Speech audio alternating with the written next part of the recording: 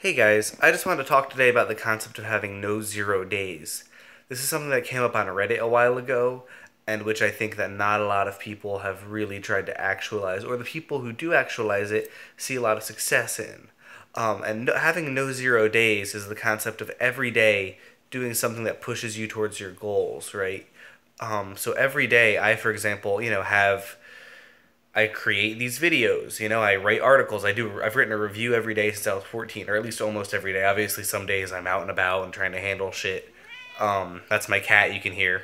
And so the point being, working to have no 0 days is essential in the music industry because people notice the folks who are constantly going at it, right? Because something you have to remember is that music is a thing where people are, you know, it's a world with a lot of people who have depression and anxiety and all these things, and these things suck and they're very real. And the best way to fight them, in my experience, has always been to get shit done.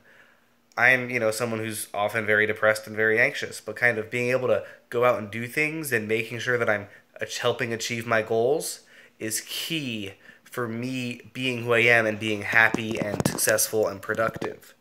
And I think the people who don't do that, kind of downward spiral. Simultaneously, people would see if you're the kind of guy who does that, right? So if you're the kind of guy who does that, promoters and agents and whatever are going to see you are, you're out there, you're hustling, you're trying to make things grow. And people want to work with hustlers. People want to work with people who try to make things grow. It's the same reason you as a band need to be constantly out there kind of promoting your shows, promoting your friends' bands, doing all that good shit. Because if you're not out there doing that, then at the end of the day, nobody's going to care. People want to work with bands who work hard. Nobody wants to work with bands who try to take it easy and slack off and are just kind of lame and silly. You know what I'm saying? And that's just an unfortunate reality. Adhering to the no the 0 days philosophy is really hard. Some days you don't want to, fuck around or whatever. But when it comes down to it, you have an obligation to yourself to make sure that you're driving forward. You have an obligation to yourself to not just grow and expand your brand, but to realize that by expanding your brand, you're able to help other people. There's this bit in the Bible about how you shall have no other gods before me, and the thing that you value the most is your God.